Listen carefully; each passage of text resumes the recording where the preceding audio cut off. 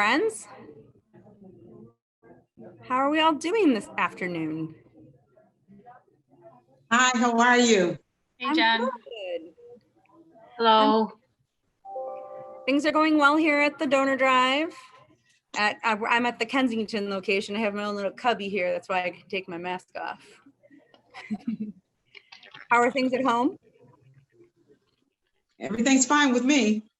Good, good. Well, awesome. I think what we'll go ahead and do to talk about the organ and tissue and cornea donation panel, and we also have donor family members with us, is what we'll do is we'll start off with you guys just telling maybe a 2 or 3 minute version of your transplant journey, and anyone who wants to go first can start. Okay, I'll go. This is Artelia. My name is Artelia Griggs, and I am a donor mom. And most of you all know that is, I'm a parent of a person who was a transplant donor. It's been almost 10 years now. My daughter, Angela, passed away from asthma attack in November of 2010. It was devastating, and still it hurts. However, I was so fortunate to get involved in the donor and the transplant community, and that has helped me to move through this. I am now very active in the community. I am a member of the Michigan Donor Family Council. I'm a board member of MOTEP, and I've been volunteering for Gift of Life for a number of years. So I have, in joining with other donor families, come to know what a great gift it was that my daughter gave, and how it has encouraged me to encourage others to do the same. So I work hard at making sure that people know more about about donations.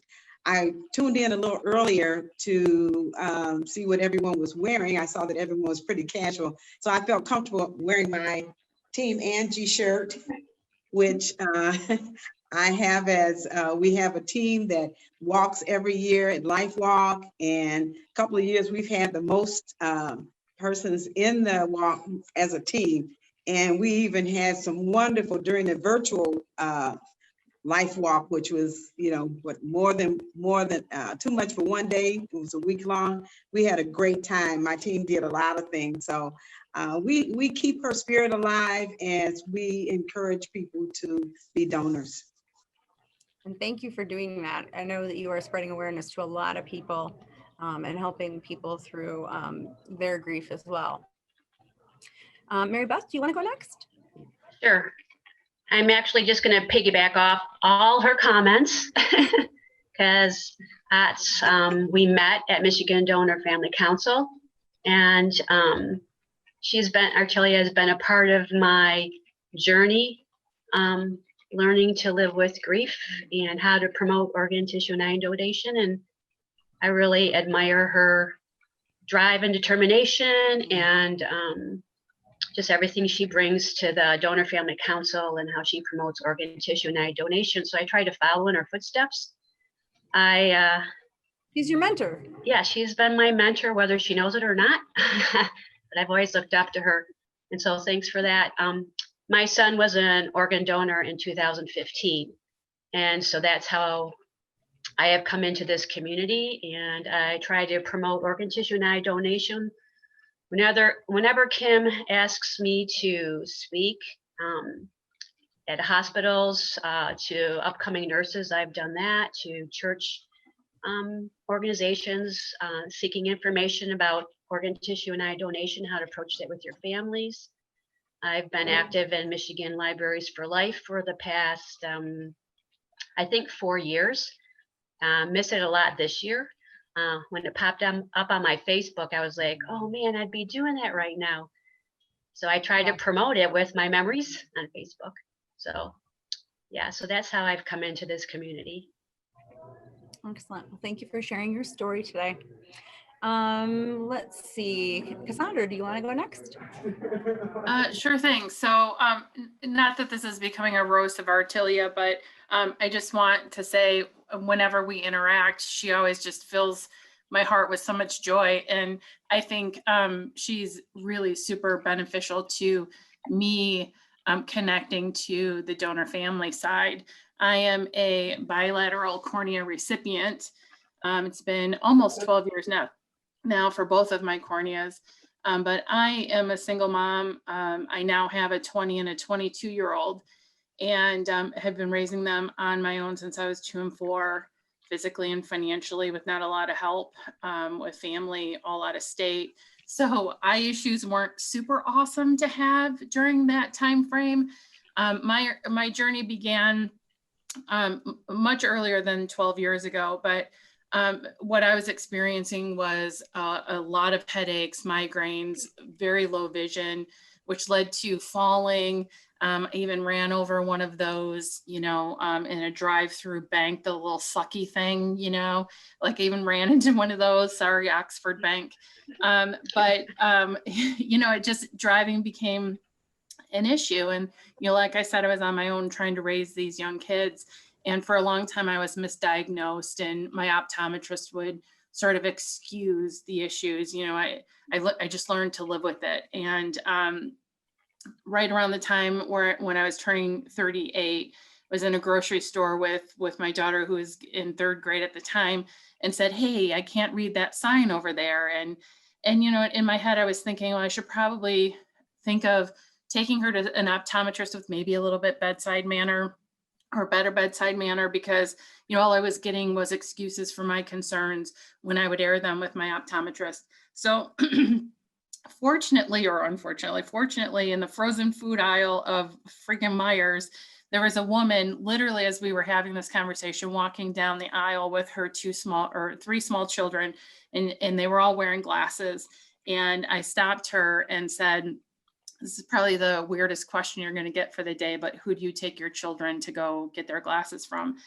And she raved about the optometrist that they were seeing. And so we went, and essentially when it was my turn, this man took one look into my eyes, and he said, "You know what? I think you have a real serious issue." And immediately got on the phone with his cornea friend and was saying, "This is what I've got in my office, and I'm freaking out." At the same time, and 7 a.m. the next morning, I went to see his friend, the corneal specialist who became my surgeon. And we went through a series of tests, and I had plans for a transplant by noon that very next day, because it wasn't a matter of if, it was a matter of when I would go blind without a transplant. So, excuse me. So it's hard to do, the procedures alone, especially, with recovery, and, a 7 and a 9-year-old, they can't drive me to the appointments and such. So I really had to tap into friends, coworkers, and I just needed to make my own community. And I started with calling Eversight and even calling Gift of Life, and trying to obtain as much information to quell my fears over what my journey was about to be. And about 2 months after my second transplant, I could really start seeing things that I hadn't been able to see in years, like the color pink, or the definition of leaves or blades of grass, or even my children's freckles. I had no idea that my kids had freckles until after I had my second transplant. So because of my transplants, I could continue to work and support my family, and I could do everything just a little bit better. And that included not running over curbs and doing homework for my kids. And while my journey hasn't been perfect, the journey has been a blessing for me in multiple ways. I get to see everything. I mean, that's first and foremost, which is awesome in of itself. And I think I became a better friend, a better mother. I learned to just be a little bit more compassionate in life. And I've met and interacted with some great, smart people in the transplant world who literally changed my life, whether it was my surgeon or Eversight, or even just groups like this, where, I get to learn from so many people. But it sparked a passion that I didn't know that I had in helping others. And so not only just being an advocate in the transplant community where I get to tell my story everywhere, but the passion bleeds into my work. And I'm very lucky that I'm an employee benefits professional because I get to change, how people have access to great care, or how even financial barriers for our employees. I get to change that. And that in and of itself has been life-changing for others. But raising awareness at events like this is really super important because not only does it get people aware, it gets people registered as a donor, it gets people donating blood, thinking about just the process in general, and talking about it is super impactful. And I hope that my story, my journey, helps someone in their journey, or it gets someone thinking about how they can impact someone else's life in one way or another. So that's my story, Jen. Thank you so much for sharing. I really appreciate it. It's, every time I hear your story, I find out something new, first of all, and you always have some great insights and things to share. So we really appreciate you sharing the stories today. Roger, will you share your story with us? Can you hear me? So I'm leery about these things, always hitting the wrong button in that. But yeah, I'm a small bowel transplant recipient. Received my transplant in 2016. Had an awful battle with Crohn's disease. It was affected my whole bowel, and it was basically major surgery every 2 years. They cut more and more out if I didn't have anything left. And they were just cutting scar tissue off and just so I could live, and I had nothing left. And you can only do that so long, and I had to make a decision about the transplant. And for myself, I wasn't going to go through it, but I mean, for my wife and my kids, that I felt I had to. And it's been a long battle, but it's I'm reaping the benefits now, I guess. Glad I got it done, and I'm thankful to the donor family for that. And it just, you want to show your appreciation to them. And I wrote letters, haven't gotten no response back, and you don't know if they don't want you anything to do with you, or they're still really hurt from their loss. And some people, I mean, you just mention their name, it makes them cry. And so I'm proud of you guys. I'm surprised that I haven't cried yet. Like, I have definitely welled up a couple times throughout the day with all of your stories, but I haven't cried quite yet. So I'm pretty sure it's going to happen on this session. But just like, if I can bring it up, because I just happen to go on. I don't get on it too much, but somebody will send me something that it's on there, and then I'll look and I'll see other stories. I think it's part of the same story. It's another story, and then another story. But and then so I happen to comment on them. I says, well, I like it. I like the organization. I like to help out any way I can in that. And I says, it's a little discouraging when you write them and you don't hear nothing back. And I realize, they might have that sensitive issue. And then one of the volunteers, she was saying that she knew someone that wrote 13 years every year, 13 years. And she says, she never gave up. She says it was worth it to do it. And the 14th time, he responded back. So it's like, I didn't know if I was going to write again. I said, well, I want to write several times, Yeah, I didn't see it. And, it's just like with the coronavirus now, I think of the donor even more and more. I said, why am I here? I got this tremendous gift. I'm so thankful. I want to help out. I can't get in touch with them. And, it's hard, but I understand their side. So, I wish I know how they felt. I'm getting a little teary-eyed myself. But, because I wouldn't have probably write again. I haven't yet, but I mean, when coronavirus gets a little better, I mean, it'll be less harder on, the families, because you don't know, they might have another member with coronavirus. But I plan on writing back, and I would plan on keep on going until I hear something. Unless they requested, I don't, gladly stop, I think even if they aren't able to respond quite yet, they probably are appreciating the update. Yes, I would tend to agree with that. Yeah. I just, maybe I can ask you this, because maybe you know better than me, but because they say they don't really want you to send any pictures or nothing. I mean, it's been 4.5 years. I was thinking I'd like to send some pictures of us, and maybe it's a way they can connect with us. You know what I'm saying? Like we're a human being, you know, and we're here, we're thankful, and maybe my kids put a couple of thoughts in there. I don't know if it make a difference. Well, for myself as a donor mom, any connection that I have had with my son's recipients, I've been extremely grateful for them. I feel like if your heart is telling you to do it, then I would do it. So they may not open it, but if it's going to give you peace, go ahead and send it. And maybe when the time is right, they'll be ready to open it or not, But as for my experience, I have family members like Ben's brothers that don't really want to have any connection with the recipients, whereas I want to know how they're doing, what their life is, what's going on in their life. And the heart recipient I've met, and he was able to be there for his first grandson and things like that. And we kind of share those happy memories together. But that's just my 2 cents. Right. Like it says, encouragement for 13 times. I mean, you would have thought after 13 times, you're going to get. She sent that 14th one, and that was, the magic number. So, well, it's like that quote, never, never give up. Yeah. Nick, is the sound working for you quite yet? I'm on the sound. Yeah, I'm on my phone. Okay. Can you share a little bit about your transplant journey, please? Yeah. I'm a 2-time kidney transplant recipient. My first came from my mom. That lasted about 20 years when I was a kid. I do every March when my anniversary. I also I take her out to breakfast.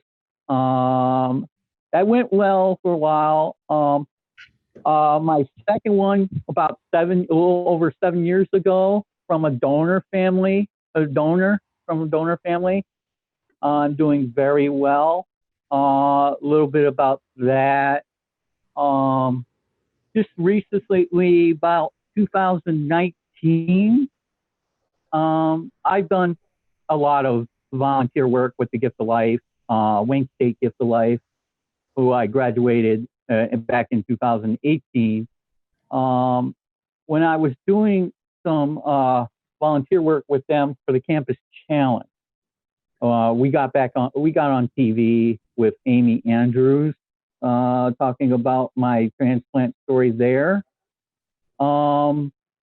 Later, thinking about that, when I came later after that, I got an email off my Wayne State email site. It was one of my donor family members.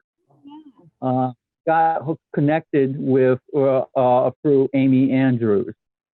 Right now, I talk to my donor family a couple times a year through email. They don't want to meet, but that's understandable.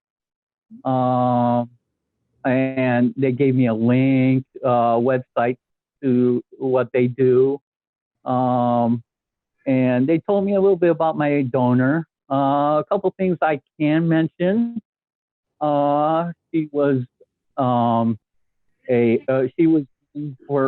a nurse. She volunteered, very volunteer site. She's a soccer player. I got this from her father. They email me back and forth a few times. And I do a lot of volunteer work. Gift of Life, National Kidney Foundation. A little hard right now because of COVID-19, but one thing I did do during my anniversary, from my kidney anniversary, I usually run a table, but that's a little hard right now. But I love bike riding, so I had an idea. I went for a bike ride And then I took a bunch of pictures, and I also put the Gift of Life site up, and trying to get donor or more new donors to the site. And I thought that was pretty good. And thank God it was a nice day that day. But yeah. And what I got from my latest donor, a lot of energy. I do lots of bike riding, tennis, and I'm doing that for the transplant game. So hopefully next year. How many transplant games have you been to, Nick? I've been to 2. One back in '94 and the 2016. And I'm getting ready for the 21, and I have stuff ready for that. So hopefully everything stays the same. So yeah, I got so amazed being contacted through that way from my donor family, and we've gotten connected a lot through email. So. That's great. Well, thank you, Nick, for sharing your story. Let's just dive into a couple of questions that people in the audience might wonder. For the donor moms that are with us, Mary Beth and Artelia, did you guys discuss organ, tissue, cornea donation with your family members prior to the donation event? I did not discuss this with my daughter, but I was a friend of Ramona's for many years prior to Angela passing, and I had already been participating in Gift of Life events. And my daughter was living in New York, in New Jersey at the time. And so one time when she came home, we all went out to dinner together, and she met Ramona. And my daughter was, you probably heard some of my stories. She was quite a comedian. You know, she was an actress, and Ramona just laughed the whole night at her, you know. So she was, but my daughter evidently was impressed by Ramona. So probably the next time she had to renew her license, she signed up. So she was a registered organ and eye and tissue donor. She was on the registry. So her mind was already made up. Fortunately for me, I did not have to make that decision. Yeah, that was a godsend. I mean, I think I would have known what to do because she was such a giving person anyway. I think Nick mentioned my daughter had just finished her first year and a half probably of being a registered nurse. And, you know, there were many things that led up to that in her life, you know, she was just a very giving person. So I don't think I would have hesitated to do what she did, but because she had already made the decision, it was easy to go ahead with her wishes, which is another reason why I can be so involved, because this is a cause that she believed in, and something that I was doing anyway, but not, you know, now I had a very personal reason to really be involved. And what about you, Mary Beth? Yes, I had talked to my children when they get their driver's license about whether they wanted to be an organ, tissue, and eye donor. So Ben was going to be getting a new license when he turned 21. So he experienced a brain aneurysm in June of 2015. So I knew that that was something that he would be okay with. And I don't know, it just came to my mind. I think it was just a God thing when we had to make that decision. It just popped in my head. The only thing that I would say about that is that I had talked to my children only about organ donation and not tissue and eye. Plus, I really didn't know too much about all the other types at the time. And so in my heart, I felt it was best that Ben only donate his organs, because I felt like that's what he knew about. And had he known about the other, the tissue, well, we did do eye, we did corneas, but about the tissue and the other things that he could have done. Uh-oh, I think we might have lost you. I think we might have a glitch over there, but hopefully you'll come back to us. Speaking of how tissue and cornea are a little bit less known, that's very common. One of the things that the Transplant Games of America had done in the past, I guess, was it 2014, I think, when they started this, they started including cornea and tissue recipients and living donors and bone marrow recipients to the Transplant Games for competition. They're all in a separate group than the organ donors or organ recipients, sorry.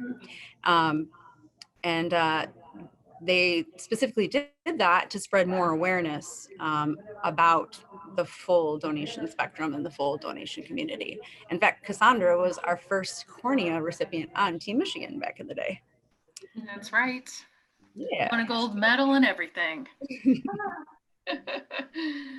Well, you guys, we are running low on time. We only have a couple minutes left, but if you had one thing that you want people to take away from this conversation today, you know, an idea or something they should contemplate or talking to their families, one point that you thought is the most important, if you could tell us what you think it is.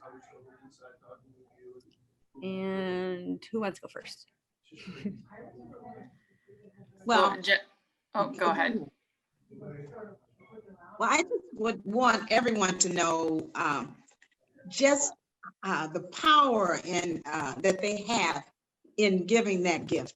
I guess I want to say when I first, the first transplant that I heard about from my daughter was the corneas from the Lions Club, I believe it was, in Philadelphia, to state that my daughter's corneas had been transplanted into someone who was going blind. And that was so moving. And then, but when I could talk to people like Cassandra and others who have had those cornea transplants and realize how much that meant to them, I've still not been in touch with that recipient. But I know that, you know, being able to raise your children and be able to see them and know what color clothes you're putting on them, how much that means to them. So I would just say to anyone, if we all have the ability to give this gift, and that just know that it is going to enhance someone's life tremendously. That, you know, it will give them great joy and those families great joy, just like it does me to know that someone else has been helped to that extent. Yeah, I would totally echo that. I think for me, you know,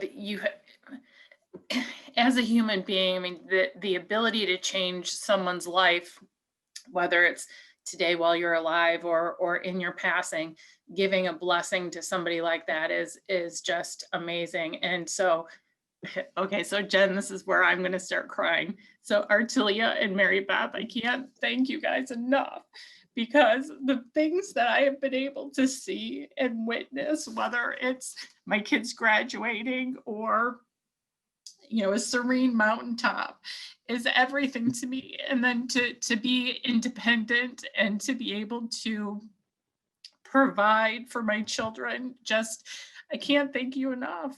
I can't.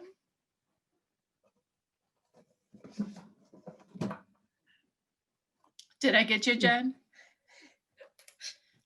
I'm such an ugly crier too, you guys. Like, oh my God, it's horrible. And there's not one single time I've ever spoken about my story where I haven't just broken down into tears. And it all comes down to just gratitude. And there's nothing that I could ever give to say to convey that. Well, and Roger, to your point about being unable to communicate with your donor family so far, I would just share your gratitude with other donor families for now, because that is also meaningful, just like Cassandra. That is very helpful, because I've never really discussed it. I've learned a lot just to the panel on that. It's nice to know how they feel on that.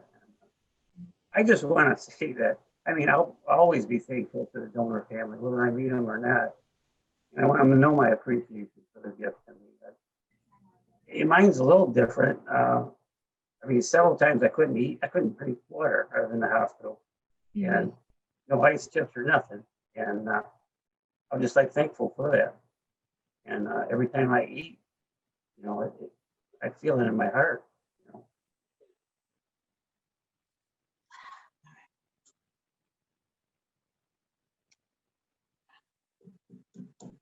Sorry, I was trying to reach for some Kleenex, but I don't really Oh, okay. I have a napkin. I found a napkin.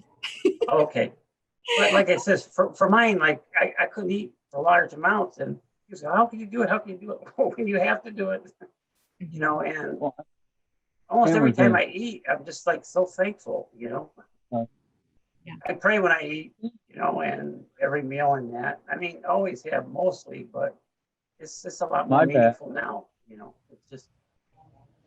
That's I think that's for really, yeah, that's I'm really sorry. super. I was going to say that's really super interesting that you equate it to eating. And for me with my corneas, it's if I'm able to travel, if I'm able to read fine print, if I'm able to look at my kids and experience joy of any kind visually. I mean, I'm in the same exact boat. I think of my donors every single day and almost every single minute. So Mary Beth, when you were having the technical malfunction, I had asked everybody to do a brief sum up of what was the most important thing that they'd like people watching to know about donation. So that was what you. That's what I missed. Yeah, I lost internet connection because of the high wind. So now I'm on my phone. Thank goodness for all this technology, right? The most important thing, I guess, is,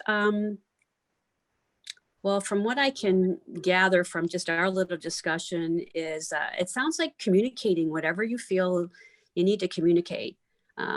Share your donation story, share your organ transplant story, just spread awareness. And start it with your family and then move out from there. Yeah. And then Nick, did you want to say anything too?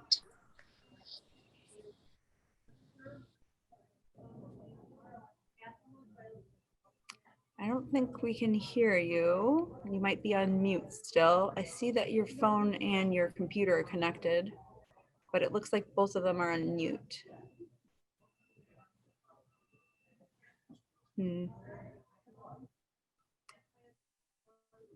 Well, maybe my guess is that Nick would be very thankful for being able to be athletic and volunteer and all of those kind of things. So I'm probably not doing him justice because he would have so much more gratitude than I'm expressing, but those would be some of my guesses.